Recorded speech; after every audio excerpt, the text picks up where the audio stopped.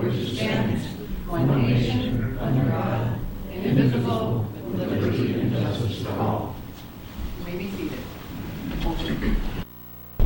In Rotary, we traditionally, when I first joined about 20 years ago, we always had either a prayer or a silent moment or a quote. So I'm going to bring the quotes back.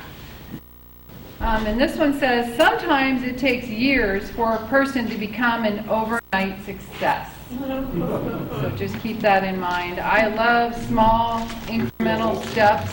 There's still hope for Carl, yes. There's hope for all of us, Carl. And that is from Iman. She's a supermodel, and that's on her Instagram page. So I like some of the things she has to say. We're going. Nobody seems to be in Zoom. We're going to leave it on the screen for now, just in case somebody shows up. But so good to see you all here. For those of you who don't know me, my name is Cindy Gibson, and we're going to go around and announce our guests. And I think Karen has a couple. My brother wanted to introduce me, but I think it would be a little shorter if I introduce my guests. So my guests are my oldest brother, Hugh. And her favorite brother. Yes. And my favorite sister-in-law, Diana. They are up from Chandler, Arizona, near Phoenix. Welcome. And Catherine, can you announce the guests at your table? My guest is Debbie. She's from LA and she's wonderful.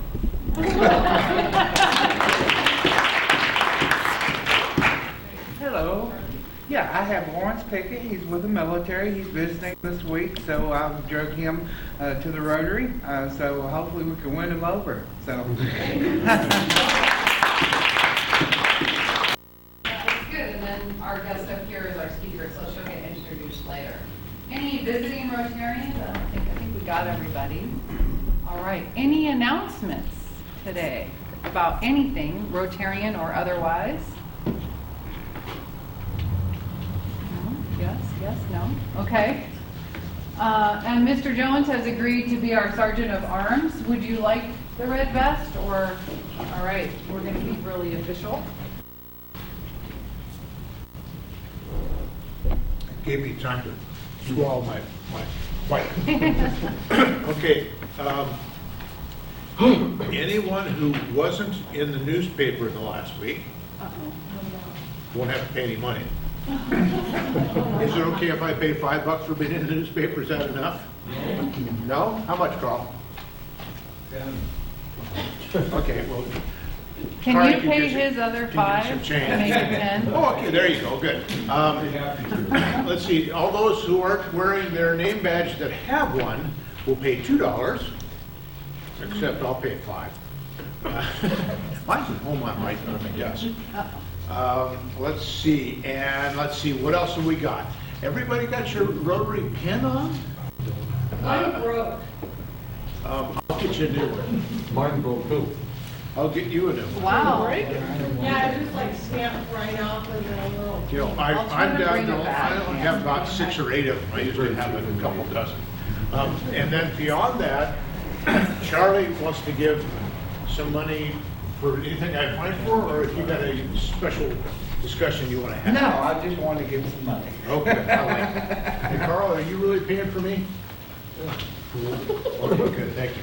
How much do I owe I for insulted you, I not might as well pay for you. Oh, well. And this is $20. You want to change, or are you doing the whole thing? I'll shoot the whole thing. Did this come from one of the drawers at your office? I would be so convenient, but no. I was only going to give $2, but I just got shamed into giving more, but not 20. I'll give 5 because my brother and sister-in-law are here.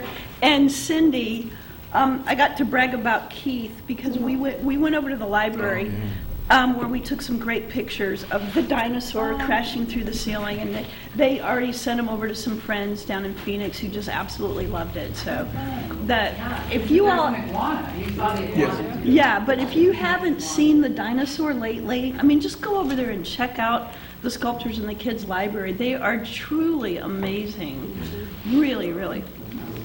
So That thanks. didn't happen overnight. It took little steps every day. Like our book. Yeah. Very good, okay. And Cindy, we're not going to charge you for that because Keith did it not too. That's right. You can charge, you can give that to the secretary. Sorry. Thank you. Oh, okay. All right, I hereby yield. But Catherine had something, Oh, thank you. Well, Great. you don't have to sign me. Okay. I was gonna thank you because I got my postcard in the mail. oh, good, you all got your postcards? Yeah. Okay, that was your first one, and then, Surprised me, I forgot I was gonna get one. isn't that fun to get it? You're like, oh, somebody wrote me a postcard, it was myself. That's what I do with my Christmas presents, I just wrap my own. And then I'm always surprised, because I've forgotten by then what I've given myself. And my family's always surprised what they've given me. So everyone gets a surprise. Yeah, good, okay. Well, yeah, I'm excited to send the next 3 out once those dates come, for sure. I wanted to, I guess I don't really need anything. The mission for the year, just to remind ourselves, is serve to change lives. And I, a lot of times, think of my life and how it's changed and how different I am from when I was younger. And a big part of that is living in this community. But also a big part of it is what I eat. And I think about food a lot. I love eating, and I love fresh vegetables and fresh food. I love the idea we can live off the land a little bit and forage a little bit. I love doing some of the subsistence kind of food, as Catherine's hiding her Cheetos. Hey, I don't turn down a good bag of Cheetos, so like it's not like I'm, perfect. But at any rate, so one of the things that I've always found interesting and challenging, because I grew up in the high desert of California, where you could just like look at a tomato plant and it would be, hi, here's some big fat tomatoes. It was so easy to grow things because we had lots of horses and cows, so we could get really good fertilizer, super easy and free. And we had tons of hot sun, and then we just had to water things, and then we'd have zucchini. How many grew up where if you went to church, you had to lock your door because if you got after church in your car, there'd be zucchini in it from your neighbors? Or you leave that zucchini like, oh, it looks perfect, I'll come back tomorrow, and tomorrow it's like this big.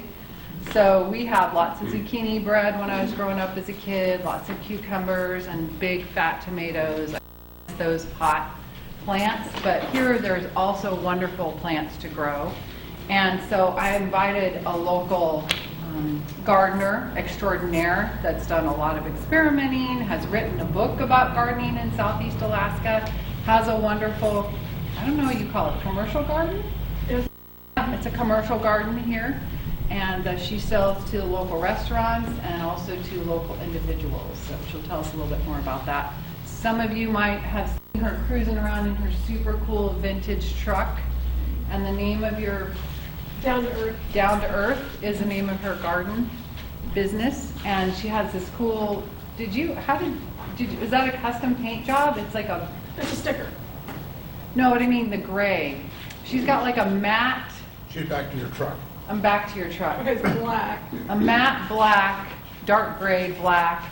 It's black, but it's matte, right?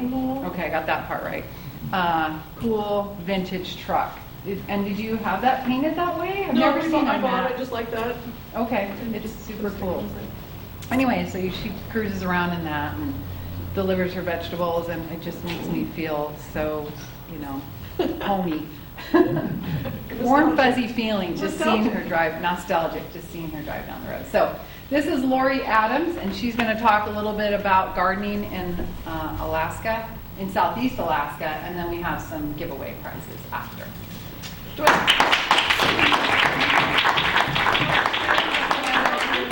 can use the podium if that's more comfortable. Yeah. Kind of being used by a computer, but. I can move I'll it. just stand beside it. I can move it if you want, Lori. No, this will be fine. Okay. So does anybody not know me or what I do? So everybody, any locals not know me? So Gloria Adams, I've lived here since about 1986. Grew up on a farm, and then started wanting to marry a farmer, and I married a guy that decided to buy a fishing boat and come to Alaska. So I started farming here. And I was lucky enough to live right by Florence Welsh. And so I learned a lot from her, which was amazing. So then the Sitka Local Food Network was formed, and their mission was the farmers market. And I decided, I have to be part of that. So it was every other weekend, and I started bringing some produce to the farmers market. And it would be 2 weeks until the next one, and then I'd be like, all these things came and went. So then I said, wouldn't it be nice if people could just come to my place whenever they wanted and buy fresh produce, like a U-Pick, like where I grew up in Oregon. I'm going to interrupt you for just a second because we had somebody join us. So can you use the mic? They can hear better. Sorry, thanks. All right. So I went to the city and I said, I'd like to do a U-Pick at my house. And they said, what? And I said, where people come and pick. They thought I'm natives. And no, so he said, I have no idea if you can do that. Nobody's ever asked before. Let me check and get back to you. So he got back to me and says, no, you can't do it. But he said, it's a great idea. Let's rewrite the zoning law so that you can. So we went through the whole routine, and I formed a U-Pick garden, and it was wonderful for a while. But it had its challenges. This whole time that I was growing, getting bigger and bigger and bigger. So now I encompass, I don't know, like a quarter of an acre, an eighth of an acre maybe. So it's like the smallest commercial garden in the world. But it had its challenges, so I formed a CSA instead, where I have 15 regular customers come once a week. They have a share that they buy, and I supplied Ludovics and our boat. So that's kind of the history of what I'm doing. Okay, so when I was doing the U-Pick, I also approached the newspaper and said I'd like to write a weekly article in the newspaper about how to grow certain things. Because, like your quote, what was the quote again? That No one takes a long time to to become an overnight success. Yeah. So, I learned a lot on the way, and my mindset is production, to be productive and to produce a lot. And so I learned enough that I felt like I could share it with other people. So they said, sure, that's a great idea. So we had a weekly article in the paper, and somebody suggested I put together in a book. So that's what I did then, and this is the book that I sell, How to Grow Vegetables in Sitka, Alaska. It's very specific, and I sell them myself, and Old Harbor Books sells them. They're $20 a piece. Okay, so this is super busy time of year for me, super busy. So I did not bring any pictures. Pictures are really nice and helpful, but it just wasn't an option. I'm open to visitors still in my garden. Anybody that wants to learn, and just love to share information. And Mondays are the best time to approach me if you want to come out and ask questions. Because the garden looks its best because Tuesdays and Wednesdays are picking days. So Tuesdays and Wednesdays I'm too busy, and Thursday the garden looks like a nuclear bomb went off. It's all picked. So I can't emphasize enough how much work it is. It's just so much work. But I think we all learned something from this pandemic about food security.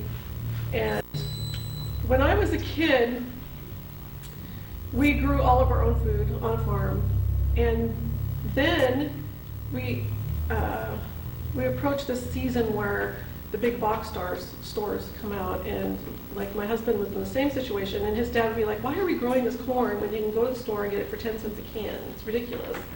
So we all kind of moved in that direction. All of us farm-raised kids, pretty soon we're eating banquet chicken and minute rice, and it's a whole different quick era. And little by little, I think we lost a sense of what good food tastes like. And we look back and think, man, the chickens that we butchered and raised were so delicious, and the apples were so good, and why does this food not have any flavor? And I think we've come full circle just in my lifetime of going back to, if I grew it myself, it would taste better and be better for me. Just in 50 years, it just amazes me that we took that route. So now I'm here, and I'm grown up and I'm realizing that I loved to garden and grow food and then I want to share. But the workload is just ridiculous and I'm getting kind of old for it. But I find that the key, this whole thing is organization, organization, organization. Just the more organized you can get, the easier tasks become and the more routine things get. And you pare down from like 5 different colors of carrots to just one, you know, because I would have white carrots and orange carrots, and then you pick customers would come and I'd have to take time to explain, well, here's the white carrots, and here's the orange carrots. And the white carrots would show little marks easier, little insect damage or dirt or this or that. And so it seems like I'm always trying to organize and simplify and get it down to the most basic, productive things that I can get. And that is a yearly occurrence. I never really reach nirvana in that area. So this year, I was going to take cabbage off, and then Florence Welsh, she posted on Facebook, oh, this cabbage here is like basically slug resistant, you know, so I was like, oh, I gotta try cabbage one more time. So I didn't completely take it off the table. And then I wasn't doing fennel anymore because of bolts, and then my son wanted to taste fennel, so I do dabble just a little bit because of what other people are telling me. But for the most part, I try to get simplified and organized. And I'm not certified organic because there's all kinds of things to go through for that, but everybody knows that basically I am organic. And I use a lot of natural products, and I'm just super tight, so I don't spend a lot of money. So like a million trips down to the ocean to get seaweed to bring it up. And the gardens here are successful in direct proportion to how much seaweed you are willing to carry. Oh. And I bury a full tote of salmon in my garden every year. Therefore, I have an electric fence now, because that became a problem. So there's always these, we stay 2 steps forward, 1 step back. It's just challenges every year. It's just no end to the challenges. Last year or the year before, it was the bears. And so I had to get the electric fence. There's always slugs, terrible. It's a constant battle. So I have ducks, because they eat the slugs. But I found that you could have all the tools that you need. You can have the ducks. You can have a broad fork. You can have rows that you can close or open. You can have sluggo. You have all these things, but it only works if you use them exactly correctly. And every year I learn a little bit more about how to do that. So like I would just go a broad fork up a bunch of rows, and then the ducks would be sporadically here or there or concentrated in one bed. And so I realized you got to broad fork 1 row, and the ducks concentrate there, and you move to the next one. And I've also learned just this last year that sluggo works great, but I was so sick of spending money on it. So I stopped and tried diatomaceous earth, and that didn't work at all. So I was like back to sluggo again, but then I looked online, like exactly how much are you supposed to put on the beds? Like I had really been dousing it, you know.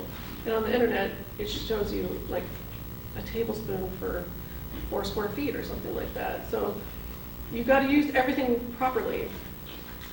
So I realized this year that I should be putting sluggo in the bed and covering the bed like a week before I put my produce out. Because normally I like put the produce out, then put the sluggo on, then put the row cover on.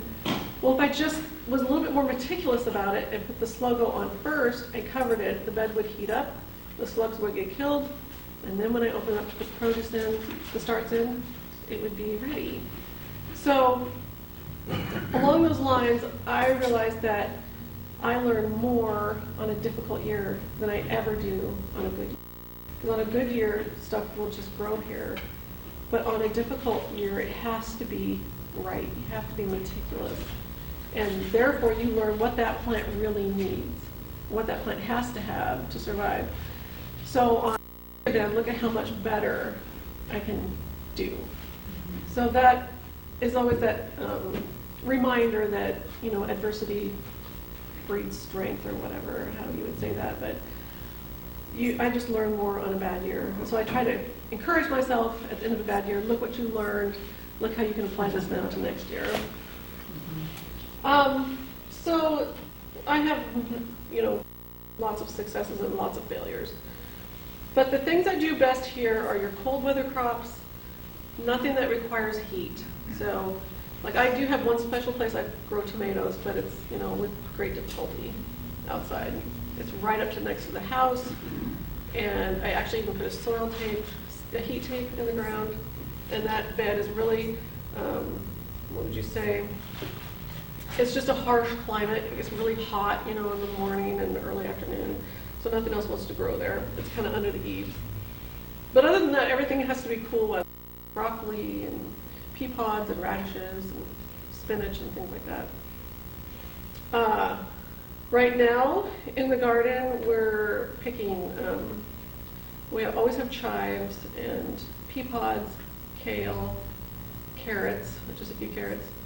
And we just had the garlic scapes. Garlic will be here pretty soon. Spinach, starting to taper off. Radishes, rhubarb, zucchini,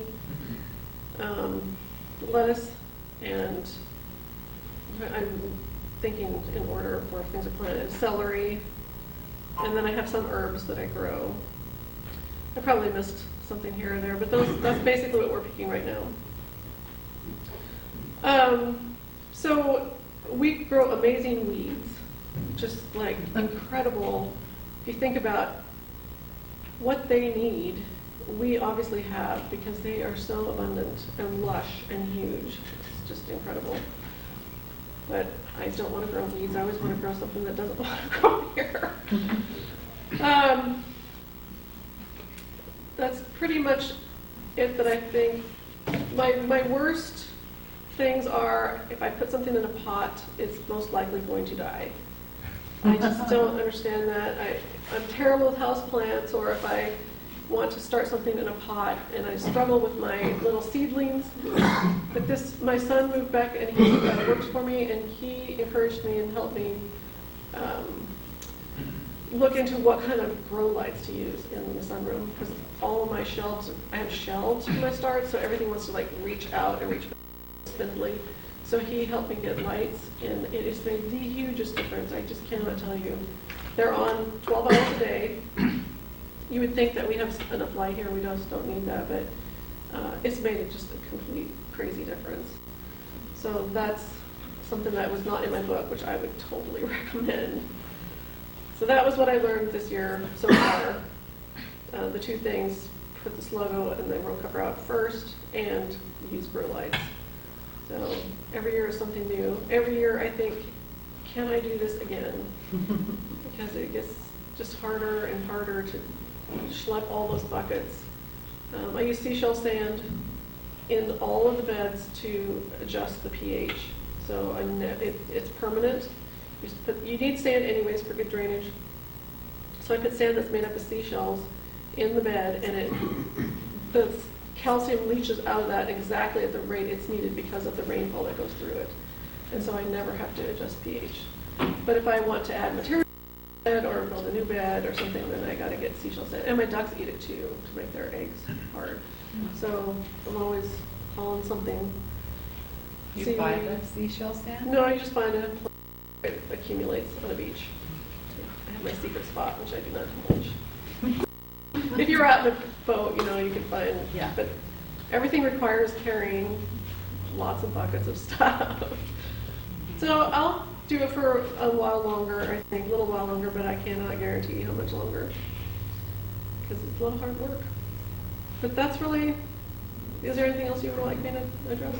Can you maybe, I don't know if Levi would want to share about his mushrooms, or you can just mention them? I will just mention that my son that moved back in with me is cultivating mushrooms outside, and it's been super fascinating, super interesting, and he's expanding his realm right now, so he's not really divulging any secret information. But he's selling to Ludwig's also, and then he has quite a few customers that he sells. But it's super in a state of flux right now because he's just learning. So maybe someday when he knows more, he'll be able And to. do you sell your duck eggs too? I do sell duck eggs. I don't have a lot of them And so I just have like 3 customers, and then we eat a lot of them. But when I do have more ducks, then I usually have like 5 customers or something. It's just not that. It's not for egg production. It's just that ducks eat slugs. Ducks love to be wet. And I have mallards because they're really good, they're predator conscious, they're really good foragers, they're a little skittish, they're not like pets, and they're really small bodied. Have them, and then in the course of having them, I realized, well, they lay eggs. So that's something that I can sell the eggs, and then that offsets the cost of the food that I do have to buy them. I don't think I could do what I'm doing without ducks. They're amazing. They just are busy foraging all day long, just digging their bills in the ground. And I learn stuff about ducks still, all the time. They're just the funniest. I come in the morning, well, you guys all want to know what the ducks are doing? It's like something there. They just had babies. 3 ducks shared a nest. And it was quite a production. And then a baby hatched, and they all like freaked out and ran. So they're laying there cold and just about dead. So I brought it in and held it in my hands and warmed it up. And so then I could tell another egg was hatching. So I thought, okay, well, I'll get this baby up to speed, and then when surely they've got it figured out now, when that baby is good, I'll come in the night and slip it underneath there. Well, I came out and checked later, and they'd abandoned that one too. And it's laying there cold and almost dead. And then, so I pick up all the eggs in their nest, and some of them were bad, and one of them I could hear peeping. So I brought that in. So I have 3 baby ducks in my house right now. They're no bigger than a minute. Cutest little things, but that's kind of a pain because if they sit under, the mom's oil gets all over them, and then they can get in the water right away. They're waterproof. But if they're not sitting under a mom, then you have to keep them out, basically out of water for 6 weeks. Oh. So we got them inside in a tote. It's really kind of a pain, but I just have to have ducks. So How many that's the do you way it is. have? Probably more than I'm allowed to. Want to get technical? A Can I pay a fine? Do you have any other, like chickens or anything? No, I don't have chickens. Chickens are more cuddly. That would be fun, but they don't like to be wet. And the ducks, I mean, you could spray with the hose. It can be just horrible outside, and they're standing outside in it. They love it. So how do you beat that? They don't eat your plants. They do eat plants. So every one of my beds is fenced. And so I can open up the ends. They can get in during the off season, but during the season, you have to lock them out. Mm-hmm. And they will, if they don't eat it, they'll stomp on it and crush it. So that's just the way it is. So I didn't realize that a slug, what's the life cycle of a slug? I don't know, but they're tenacious and relentless. They come out of the earth, and I know. yeah, they can lay their highly eggs degrade. in the earth, and so then they're there, and the ducks will eat the eggs also. But they're just ubiquitous. They're everywhere. You know? I got about 1,000 questions, so we'll go back and forth with those. Tell us what CSA stands for and define it for us. Okay, so, well, I always forget what it stands for, but it's like a commercial share agriculture, something like that. You can look it up online.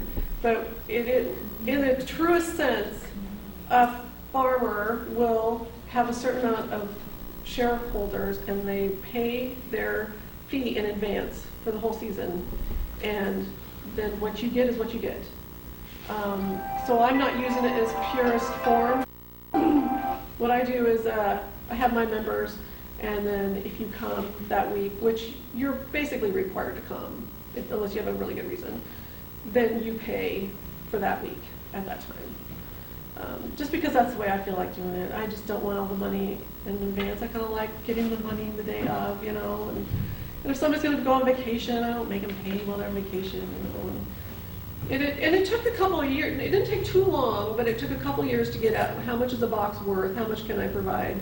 But I was pretty much aware of how much I could provide because of the U-Pick. I kind of knew what I could produce. I had a few people that said, I don't feel like picking, can you just make me a box once a week? So it kind of like morphed into it. So it took me like 2 years to figure out how much can I produce on this piece of property and how much is that box going to be worth to somebody. And I think we're kind of there. I might raise the price next year, but right now it's $35 plus tax for a box. and that includes some flowers if you wanted.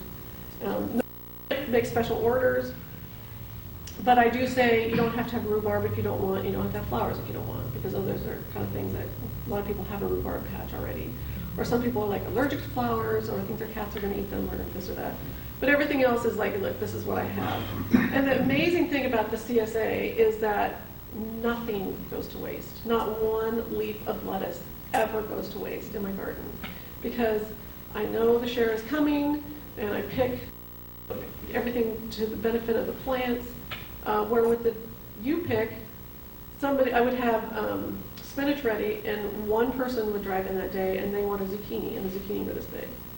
You know, so you just couldn't regulate it. And so I would always have things that would go to waste, or I'd have to like call people, hey, you want to buy some of this? Or a restaurant, you want to buy kale for your smoothies? And now I just sit back and become more of a hermit. I don't have to talk to people all week except for on picking day, you know. And even then they're in, they buy it, and they're out, you know. So I can keep my head down. Yes? Do you pulse plant, or like, so you have stuff throughout the season, or do you just pick, like you said, you pick to the benefit of the plant, meaning that like the lettuce can continue to Right. grow, and you just kind of take what you can but allow it to keep going? I mean, how do you pace your product is what I'm saying. Well, like a carrot, that's it. You have a carrot and you're done. But rhubarb, if you pick it properly, it will keep producing until frost. And I grow only leaf or romaine lettuce because you can keep picking that and it'll keep producing. Not like a head where when the head's ready, you cut it off and it's done. So I'm always working on that, you know, what's the most productive. So I'm terrible at successive planting. I don't know what it is, but like if I plant half the bed of lettuce early and then decide I'm going to plant the other half later, that second planting just fails to thrive. I don't know what it is. So I just plant the whole bed of lettuce right away because I just know that about myself. Radishes, I keep pecking away at that. I keep trying and like telling myself I'm going to plant once a week, you know, and that works for like 3 weeks, and then I don't know, things happen. But that is probably the only thing I really can semi-successfully, what they call succession planting. So I'm not like an expert like, you know, Farragut Farms over there by Petersburg. They have like this whole rotation thing, and they have hoop houses that move on wheels, and they have cover crops, and they really are experts at it. And that's not me. I'm just not that good at it. And my place is so small. And then pretty much when I'm done, I am done. I'm moving on to other things. I'm not going to do this whole winter. So. And then what time of the year do you start getting your garden ready? When do you start? I waking plant up? seeds inside, tomatoes, leeks, and basil inside on February 15th. And everything else that I'm going to start indoors, I start March 15th. And then on April 15th, I plant things out, move them out, and plant seeds directly out. And that's kind of my routine. And everything's covered outside until May 15th. And then I can uncover everything except for the brassicas, which stay covered until July 15th. So that's kind of my basic routine. A lot of it is based on calendar because my husband's a bear guide, and we start doing trips a certain time a year. So I don't pay any attention to like, oh, it's an early spring, I think I'll go out and plant. Or one thing that would have bit you in the butt this year. But the other thing is it's just we work by the calendar, and so that's just the way it is. And what I do is more like a hobby. I could never make a house payment with what I'm doing or pay for that piece of property. I can do this because of my sugar daddy, my husband. So he pays the real bills.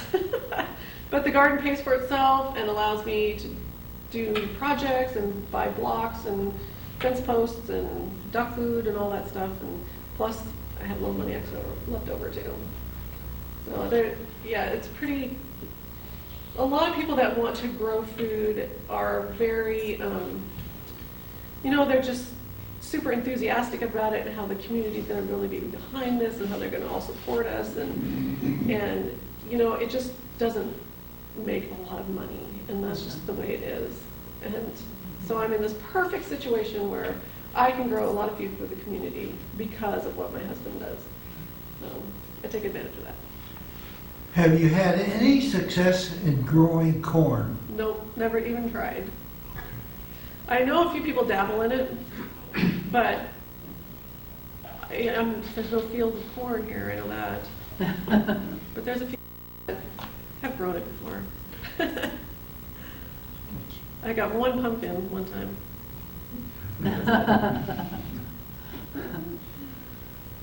Yes. Do you plant more than one type of rhubarb, or do you have just a single type? Well, I know there are different types, and we got some of ours from like an old homestead here, and maybe some from, maybe Florence gave me some, I don't know. So I really don't know what I have. It's just rhubarb, as far as I'm concerned. The But big stuff that's as big around as your wrist? I have some that is like huge, humongous. Cindy said you brought some. Yeah, I think. But I'm sure there's a technical variety. I probably have 2 different varieties if I had to be cornered to say so. But for me, it's just rhubarb, and the more salmon and seaweed you feed it, and the more acidic you keep the soil, I left some leaves on just so you can see how big the leaf is. they get ridiculous. Yeah, they're a little bit dirty, but I always had rhubarb plants at this house where I live because the old people, and we transplanted them, and it seems like when you transplant them, it takes them a year to kind of get big. And we always had like, I don't know, normal size, like this would have been a big stalk in the past, but last year I put a bunch of fish carcasses near them, and this is the biggest rhubarb I've ever grown personally in my life, so yeah. Ours gets taller than me. Yeah, It's huge. wow. Yeah. No, ours isn't that tall, but the leaves are just gigantic. I can't water it enough. It Yeah. just loves the water. But if anyone wants some rhubarb, you're welcome to take these stalks. Just break the leaf off, and then the leaf is poisonous, right? That's correct. You can touch it, you're not gonna die, but.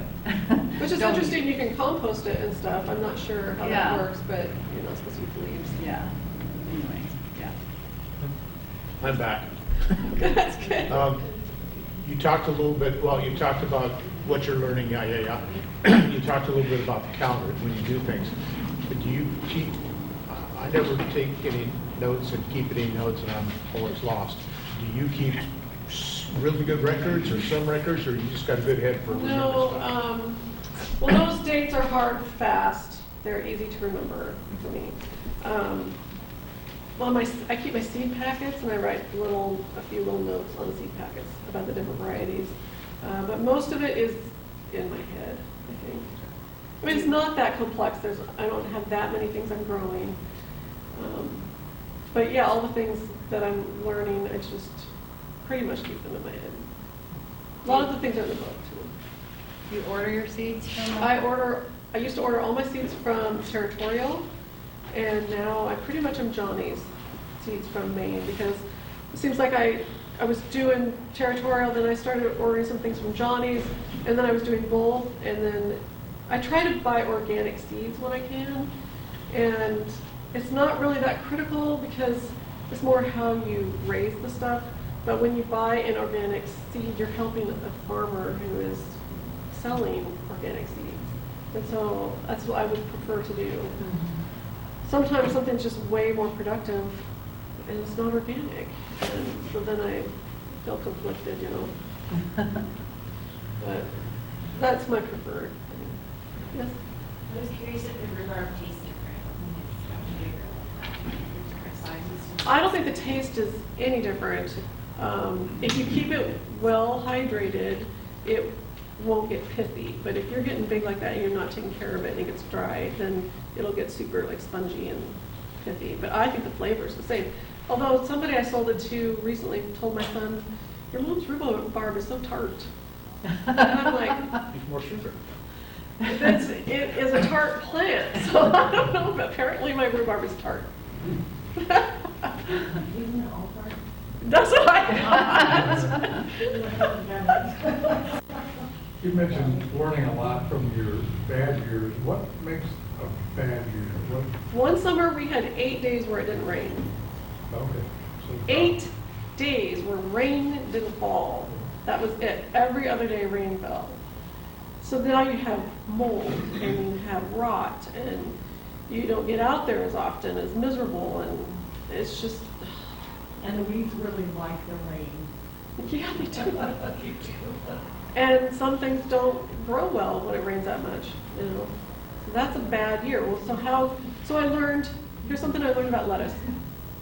So I was only doing leaf and romaine, and I would harvest the whole head 3 inches above the ground.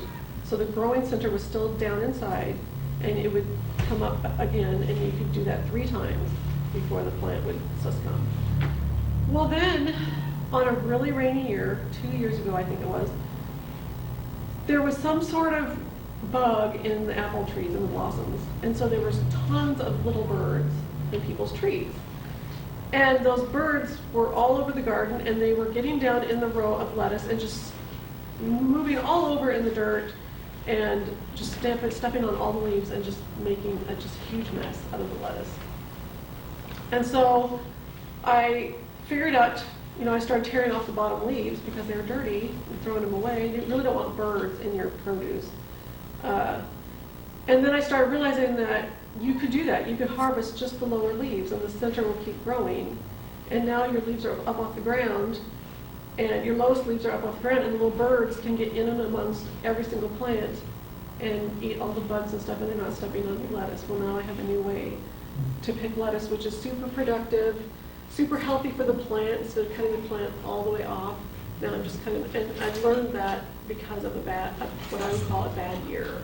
Super wet, tons of birds, and the red lettuce ruining the lettuce. So now I feel like I have fantastic, way better lettuce than I ever had before. And I wouldn't have learned that on a good year. I love it. She has a good question. Oh, hi. Hi. So I'm new to Sitka and I'm not as familiar, but to the extent that you have insights or perspective, can you talk a little bit about the future of farming? And I know that the kind of farming you do is really different. It's not, you're not optimizing for your business. You're thinking more, prioritizing your pleasure. But I'd love to kind of understand the picture, how you see farming evolving given, global market forces, climate. What do you think will change in the next 3, 5, or 10 years? Well, I absolutely don't know how to answer that question. Are you saying what should people at Sitka do because of the future, or what I think is going to happen in the future? I think both how you think your own farming might need to adapt to these macro forces, but then also within the context of the broader industry or economy. How do you think that might change? Well, okay, so I mentioned like what we learned during the pandemic, that food, we need to be growing more of our own food. And everybody can do more to grow their own food, even if it's a little bit. But I think we're just in trouble here if we can't get food here. That's the way it is. We chose to live here. We're willing to take the risk.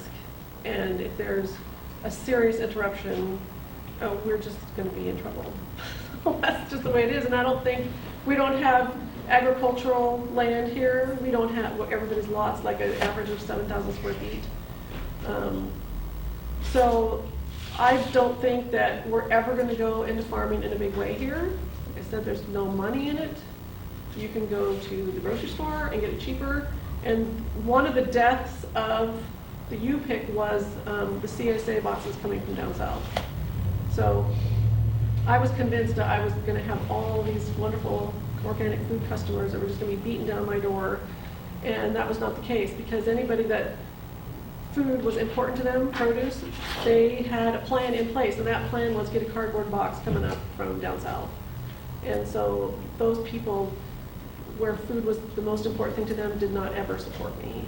And that was I'm very jaded from that whole experience. I should have been coming and buying a carrot from me, and I could have grown if I had had more support. But so that's what I did. I just took my best customers and changed my business model. So, but I don't think we're ever going to produce a lot of food in a big way here. I don't think it's a priority for most people, and we don't have the resources and the space for it. I think I think because of my worldview, producing food is just going to get more and more difficult over time. It's going to get more what? More difficult over time. We already see fish stocks, being very damaged, and we get more and more diseases, and it's going to get harder. That's the way I see it.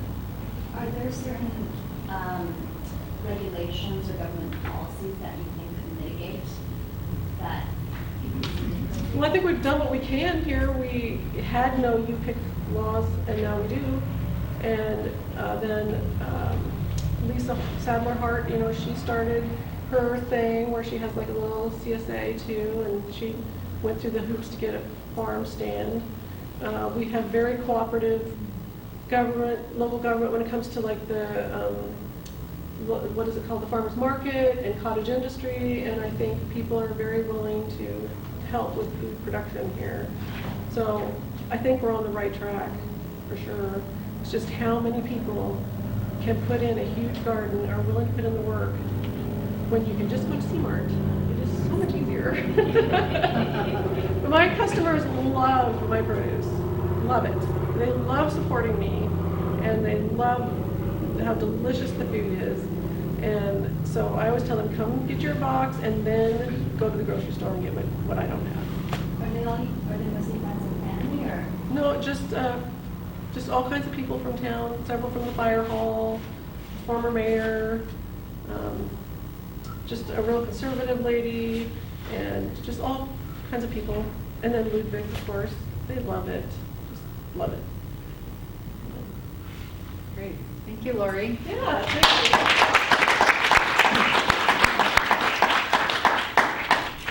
And Lori said she doesn't grow strawberries, but again, the house I moved into happened to have a patch of strawberries, and if you know anything about strawberries, they multiply. And they grow and grow and grow, and they just spread all over the place, places where you don't necessarily want them to grow. But at any rate, I brought some strawberry plants out here. There's 5 bags with approximately 5 plants in each bag. Thank you, Keith Gibson. That was a big love deposit for me. Thanks for doing that. And so if anyone is interested, please take a bag and plant them at your home. They love gravel. They do very well in like your driveway and the side of the road. They're very happy there, or any place where you have D1. Yeah. So, they like that. And I brought And some it's books too. cool. Oh, and Lori has some books if you want to pick one up from her. So thank you everyone for coming. Next week we're going to have the cello students from the music festival come and share some of their music with us. All right, thank you.